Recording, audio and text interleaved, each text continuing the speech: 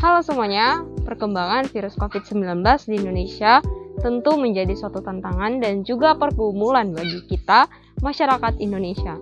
Nah, tentunya kita tidak tinggal diam. Berbagai upaya yang terus dilakukan dalam mencegah penularan angka COVID-19 terus digerakkan. Salah satunya adalah dengan adanya program vaksinasi. Tentunya keberhasilan program vaksinasi tidak hanya dilakukan oleh satu pihak saja, tetapi semua pihak harus turut serta dalam mensukseskan program vaksinasi, antara lain dari pihak suprastruktur politik, infrastruktur politik, dan juga masyarakat. Oleh karena itu, dalam vlog kali ini bersama sukseskan vaksinasi, saya bersama rekan saya, Artati, Serlina, dan juga Nathan yang turun langsung di lapangan akan menginvestigasi salah satu daerah yang berada di Sumatera Selatan, yaitu Kecamatan Tugu Mulyo. Kita akan melihat bagaimana kolaborasi antara tiga pihak tersebut dalam mensukseskan program vaksinasi di Kecamatan Tugu Mulyo. Namun sebelum kita melihat hasil investigasi yang dibawakan oleh Nathan di lapangan, kita akan mendengarkan beberapa informasi singkat mengenai vaksinasi dan juga kasus COVID-19 yang berada di Kecamatan Tugu Mulyo oleh rekan kami, Artati. Hai, terima kasih untuk Mela atas kesempatannya memberikan Tati waktu untuk memberikan informasi atau fakta yang sesungguhnya dari Kecamatan Tugu Mulyo. Nah, berdasarkan grafik data yang dikumpulkan dari Satgas COVID-19 Pemerintahan Indonesia di Kecamatan Tugu Mulyo, teman-teman bisa lihat, semuanya bisa lihat bahwa grafik yang ada sangat menurun drastis. Nah, kenapa ya kasus COVID-19 di Kecamatan Tugu Mulyo dapat turun cukup drastis? Ternyata hal ini terjadi karena program vaksinasi di Kecamatan Tugu Mulyo cukup berhasil. Nah, untuk itu kali ini kita akan membantu teman-teman melihat bagaimana keberhasilan kolaborasi suprastruktur politik dan infrastruktur politik dalam melakukan penanganan vaksinasi di Kecamatan Tugu Mulyo. Nah, tapi Tati nggak akan meliput sendirian karena Tati akan ditemani oleh teman Tati yang benar-benar menjadi warga asli Kecamatan Tugu Mulyo. Nah, untuk itu langsung aja Tati serahkan kepada Nathan. Nathan, terima ya ininya, kameranya. Bye. Aduh, terjatuh nih. Boleh minta tolong pegangin nggak? Oke teman-teman, jadi kebetulan banget nih, hari ini lagi ada proses vaksinasi di daerah Tugu Mulyo.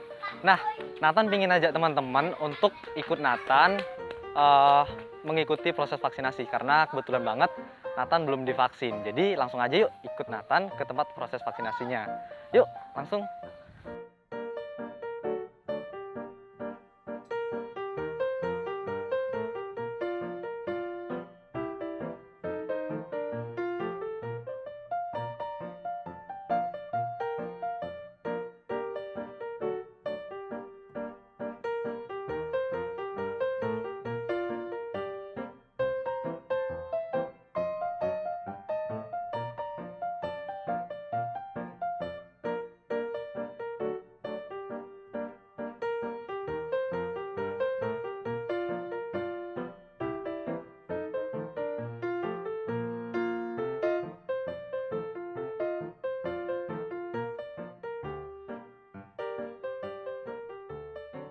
Ya, oke teman-teman. Jadi Nathan tadi sudah vaksin dan ini ada kartunya nih di sini.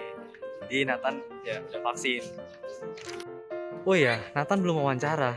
Jadi teman-teman ikut Nathan yuk wawancara, lihat siapa saja pihak-pihak yang terlibat dalam proses vaksinasi.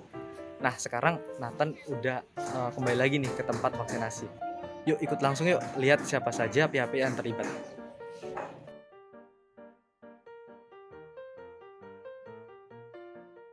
Ya Bu, jadi saya mau tanya-tanya soal vaksinasi gitu ya Bu ya. Ibu ini vaksinasi yang keberapa ya Bu? Baru pertama ini Bu? Iya. Emang sebelumnya belum ada informasi atau emang Ibu belum mau vaksin? Ya, memang saya tempatnya ini. Oh, tempatnya ini. Berarti memang udah ada informasi sebelumnya gitu ya? Ya, dari masjid, dari aparat desa. Oh, diinformasikan dari masjid gitu Bu? Ya, Kalau keluarga udah pada vaksin semua belum? sudah. Oh, sudah. Oke, mungkin seperti itu aja Bu, saya cuma mau tanya. Terima kasih Bu. Ya, teman-teman, kalau tadi kita udah denger nih wawancara hasil dari apa yang dikatakan oleh warga. Sekarang kita mau lihat nih, pihak-pihak yang terlibat dalam vaksinasi, dalam hal ini perangkat desa, Desa Widodo.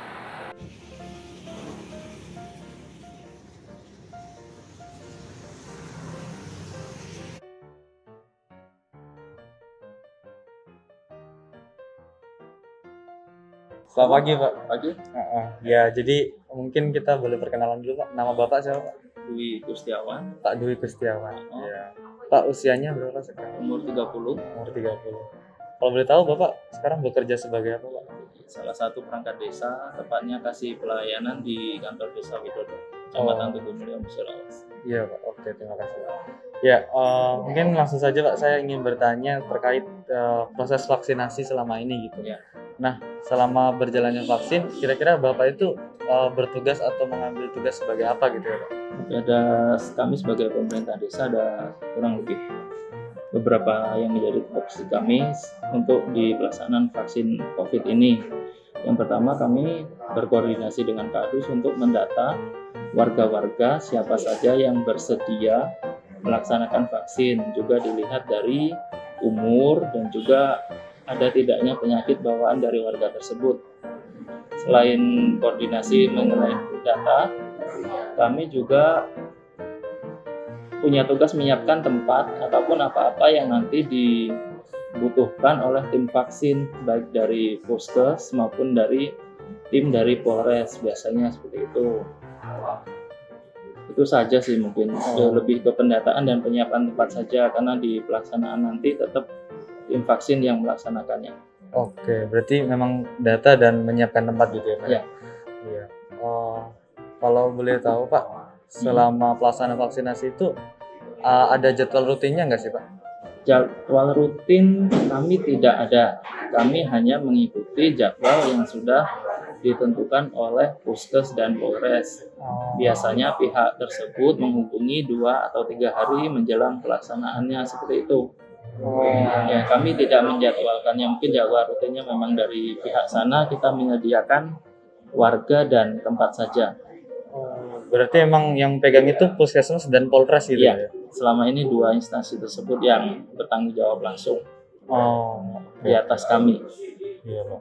Nah kalau boleh tahu Pak, seperti apa ya Pak, peredaran slotnya itu beragam atau tetap gitu Pak per terjadinya vaksin gitu? Yang sudah terjadi biasanya tidak tetap ya, bisa seminggu sekali bisa di desa, bisa juga seminggu 2 kali, bahkan sebulan 1 kali juga. Jadi kami tidak bisa memprediksi, hanya mereka kalau nanti bilang misalnya seminggu lagi vaksin dengan kuota misalnya 100 atau 200 jiwa seperti itu. Nah, Iya Pak. Selama proses vaksin ada nggak sih Pak kayak badan atau mungkin ya lembaga khusus yang mengawasi jalannya proses vaksinasi Pak? tetap ya, vaksinasi kan hubungannya dengan dinas kesehatan, juga untuk peredarannya diawasi oleh Polri, itu kan koordinasi dari pusat juga seperti itu. Jadi untuk pelaksanaan di desa, pengawasnya tetap dari kepolisian, dalam hal ini Polres ataupun Polsek, juga dipantau sesekali oleh Dinas Kesehatan Kabupaten Musirawas. Berarti ada yang mengawasi ya Pak ya? Ada. Kalau untuk kendala sendiri Pak, selama ini ada nggak sih Pak kayak kendala yang dihadapi ketika proses vaksinasi berjalan? Kendala awal-awalnya tetap ada. Yang pertama tentu saja hoax ataupun berita-berita salah yang beredar di masyarakat kalau vaksin bisa menyebabkan sakit, bisa menyebabkan kelumpuhan, bahkan kematian. Itu juga menjadi kendala bagi kami. Dalam hal ini antusias warga agak turun karena adanya berita-berita tersebut. Nah, langkah-langkahnya tetap kami lakukan sosialisasi, bekerja sama dengan tenaga kesehatan dalam ini bidan desa untuk sosialisasi dimanapun ada kegiatan bermasyarakat, misalnya di kondangan ataupun di tempat-tempat ibadah seperti itu. Tetap kita gencarkan sosialisasi untuk vaksin. Berarti berita hoax itu yang membuat kayak antusias masyarakat yang kurang untuk datang vaksinasi gitu ya? Ya, awal-awalnya berita-berita hoax tentang jeleknya vaksin itu yang menurunkan minat warga untuk divaksin. Oh iya. Kalau kendala dalam proses vaksinasinya sendiri Pak, kira-kira ada nggak? Kendala tidak ada. Tetap paling kalau kami biasanya kendala yang paling utama ya warga yang datangnya bergerombol. Sementara kan kita dalam kondisi pandemi, jadi tetap harus diatur bagaimana caranya warga tidak berkerumun. Terus kendala pribadi dari warga tersebut, misalnya dia memang mau vaksin, tapi ternyata pas hari hanya dia punya penyakit bawaan seperti darah tinggi, penyakit gula dan lain-lainnya sehingga tidak memungkinkan untuk dilaksanakan vaksin. Oh iya. Kalau oh iya, oke. Terima kasih Pak. Nah ini mungkin terakhir Pak. Ya, menurut Bapak indikator keberhasilan vaksinasi ini dilihat dari apa sih Pak? Kita tetap melihat dari bagaimana instruksi di tingkat nasional. Keberhasilan vaksin itu kan terjadinya herd immunity atau imunitas di lingkungan ya, itu bisa dilihat dari persentasi warga yang divaksin dibandingkan dengan jumlah total warga sasaran. Seperti itu. Oh baik Pak, baik Pak. Jadi terlihat dari banyaknya masyarakat yang sudah divaksin gitu Pak. Iya. Mungkin ini pertanyaan tambahan ya Pak. Sejauh ini dosis keberapa sih Pak masyarakat itu udah disuntik gitu? Oh gitu. Kebanyakan ya. Yang sudah dosis 1 kurang lebih 700 warga. 700 warga. Iya, untuk dosis kedua di 300 sampai 400 warga. Kami itu juga tidak memegang data yang real karena memang data realnya dipegang oleh puskesmas, dan juga banyak juga warga yang vaksin di luar jadwal kita, maksudnya vaksinnya tidak di puskes karena beberapa instansi pekerjaan misalnya di sekolah atau di PT melaksanakan vaksin sendiri, dan warga-warga kita yang bekerja di instansi tersebut ya divaksinnya di sana, tidak di sini, jadi kita nggak pegang datanya realnya seperti itu. Kurang lebihnya itu tadi. Oke, terima kasih banyak Pak. Mungkin seperti itu aja sih Pak untuk ya pertanyaan-pertanyaan vaksinasi. Mungkin terima kasih waktunya udah mengganggu waktunya Bapak. Terima kasih Pak. Sama-sama. Nah teman-teman, tadi kita udah wawancara warga dan ya dapat kita rangkumkan kalau dari warga itu memang antusias warga sudah tinggi. Terus juga warga bisa mendapat informasi mengenai vaksin itu dari perangkat desa melalui masjid gitu. Lalu kalau dari perangkat desa sendiri juga sudah melakukan tugasnya seperti menyediakan vaksin, terus memberikan informasi kepada warga, dan terakhir dari tenaga kesehatan sendiri dapat kita simpulkan kalau mereka juga sudah memberikan tenaga mereka seperti tenaga kesehatan dan juga menyediakan vaksin dengan sebaik mungkin. Nah karena Nathan udah ngomong panjang lebar ya, jadi untuk selanjutnya akan saya berikan ke teman saya yang ada di rumah, Sherlina. Nah, melalui informasi yang kita dapatkan dari tim di lapangan, kita bisa melihat bersama bahwa ada kolaborasi yang baik antara suprastruktur politik dan warga Tugu Mulyo. Nah, ini merupakan kolaborasi yang sangat baik. Yang meskipun tim kurang melihat adanya peran yang aktif dari infrastruktur politik di lapangan, tapi ada solusi yang baik yang dilakukan oleh suprastruktur politik, di mana suprastruktur politik membagikan informasi atau mensosialisasikan informasi mengenai vaksinasi kepada masyarakat, tentunya secara langsung. Nah, melalui solusi ini, masyarakat menerima informasi yang tepat, cepat, dan juga valid. Ya, sehingga kita simpulin bersama bahwa program vaksinasi terbilang cukup berhasil karena apa? Hampir mencapai target dan harapannya dapat tercipta herd immunity dan masyarakat terbebas dari COVID-19. Ayo sukseskan vaksinasi.